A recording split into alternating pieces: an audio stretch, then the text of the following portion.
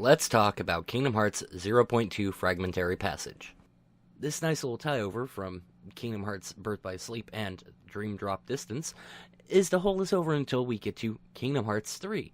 Now, first off, let's talk about how good this game looks. Rendered in the Unreal 4 engine, it looks beautiful. Not just the cinematics, but the actual gameplay itself.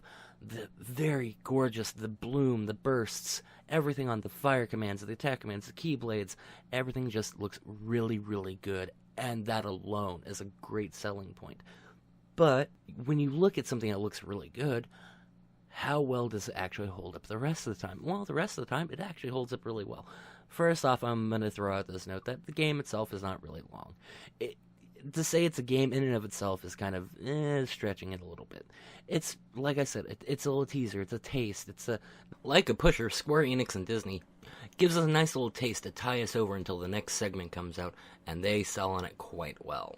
Because the gameplay is very fluid. My biggest complaint really is the damn camera.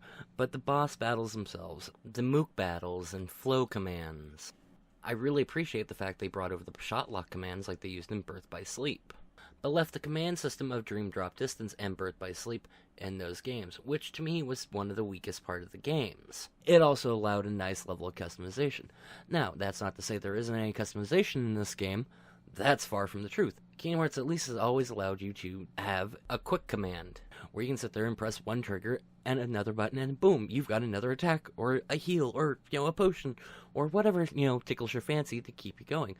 But they expanded upon that by, as we've seen with the Kingdom Hearts 2 and the other games with the reaction commands, well, they expanded that out for a little more defensive abilities, a little more, reaction, kind of to tie off of, what they did with Final Fantasy 15. Now, mind you, Final Fantasy 15 used a kind of predecessor to the combat engine that they're using in Kingdom Hearts.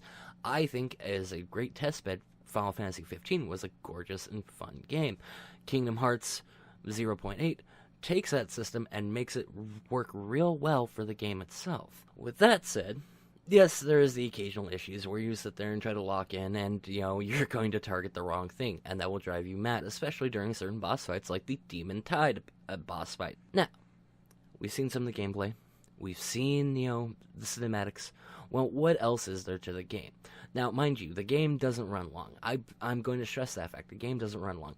I think the average playthrough for a standard player is probably about 2.5 hours, give or take, from beginning to end.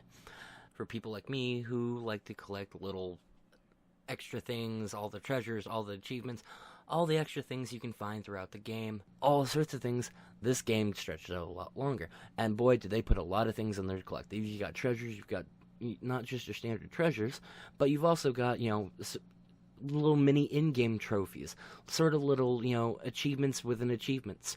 If you collect all these happy little collectible items that change out, the wardrobe of the main character, Aqua here, it allows you to accessorize. It changes up, makes you feel like you're playing your own customized character, like in an MMO or any other game. And that's really nice. I appreciate that. And so, because of that, you aren't always seeing the same gameplay all the time. Now, I will admit I kind of went a little cliche, and I took what was first available. On the other hand, you have to laugh at the Minnie Mouse ears, and you have to laugh at the, cat ears. But that's just one aspect of the game. They added in a good deal of replay value on top of, a short game. Because they knew it was going to be a short game, so they're like, what can we do to keep people playing this over and over until Kingdom Hearts 3 comes out? And they provide a good deal of things to do. And that is nice. Even if they know it's going to be a short entry, they at least kept a lot of things going. Game's story itself is actually kind of a mind trip when you think about it. Now, I don't want to divulge too many details. Yes, you can always sit there and, look up and find out. And there is some spoilers, and I am going to spoil one thing. Is the timeline for the game itself takes place at the end, it starts a little after the end of Birth by Sleep, and ends at Kingdom Hearts 1. So, we may get another little teaser taste when they come out with Kingdom Hearts 3, or they may even slip something into, the upcoming Kingdom Hearts 1.5 and 2.5 remix that comes out in March. Kind of to sit there and go, well, since you guys are so good, here's something else to play with, to expand on the story from, the end of Kingdom Hearts 1 to the beginning of Kingdom Hearts 3, where Sora's great mission to bring back all the Keyblade Masters to fight to fight the Xehanort's 13 Darknesses. The story is actually really good. It does take you back to worlds you visited in Birth by Sleep, and that were hinted at in Kingdom Hearts 1 and even Kingdom Hearts 2, but we never actually got to visit until Birth by Sleep came out. That's really nice. And as I did mention earlier, there is some great gameplay mechanics with some of these worlds. They adapted quite a few mechanics from Dream Drop Distance that didn't work in that game, but do work really well in this game. They took the upside-down battle mechanic of, again, from Dream Drop Distance, the arena boss mechanic where you fought Rinzler in the grid.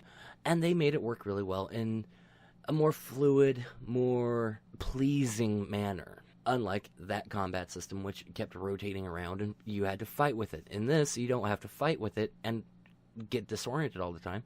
It just, you flip, you fight, you try to find where you have to flip again, and you go around. Frankly, I enjoyed that. Unlike the Dream Drop Distance counterpart. Overall, I appreciate and enjoyed the hell out of this game. It did tie me over, and it has done what it's needed to do, is expanded on story, and gave you that nice little taste and tease until Kingdom Hearts 3 comes out, and it has reignited my passion for the series, and I'm going to end up picking up Kingdom Hearts 1.5 and 2.5 remixes that come out in March for the PS4, because I'm a big fan of the series, and the games are really quite good, and this game helped reignite that passion. Now, it's not for everyone. I won't even say it's for everyone. Everyone has different tastes. A lot of people have always poo-pooed on it. It's like, oh, it's Disney, it's cartoonish, And you know what? That's okay. But for somebody like me who likes to play the philosophical card, wax a little poetic, this whole game series, plays into that and feels it really, really well. That said, it's up to you to decide if you want to play this game. If you've never played Kingdom Hearts, if you've poo-pooed on it, if you don't like it, you know what? It may not be for you. Suffice to say, if you are a fan of the Kingdom Hearts series, Fragmentary Passage is worth it to pick up and to buy. It's not just for, Fragmentary Passage itself, but for Dream Drop Distance if you never owned a Nintendo 3DS, and for the backstory provided by, Kingdom Hearts Chi back cover. So it adds a little more flavor, adds a little more robustness to them retconning and adjusting things on the fly as they have been for like a decade now. Honestly, frankly, Kingdom Hearts Fragmentary Passage is a good game. Yes, it's really short, but they provided just enough replay value and enough achievement hunting that will keep you coming back for a while longer until, they decide to throw more Kingdom Hearts 3 stuff at us. My advice, if you're a fan, pick it up. If you're not a fan, but you're interested, pick it up. If you don't like it at all, nothing I say is going to change your mind. I want to thank you for tuning in and listening today, and hopefully you hit that, happy little subscribe button. Follow me on Twitch, twitch.tv/ChaosInfinitium. Follow me on Twitter, twitter.com/chaos_Infinitium. You can find more videos here on my YouTube. You can find me on my Twitch, where I'm streaming. The schedule is up, posted there, so you can find that and find when I'm streaming. Honestly, if you enjoyed it, even if you didn't enjoy it, go down to the comment box below, leave a comment, leave a critique. You know what? I appreciate it all. I hope you all have a good day. And please, remember to subscribe.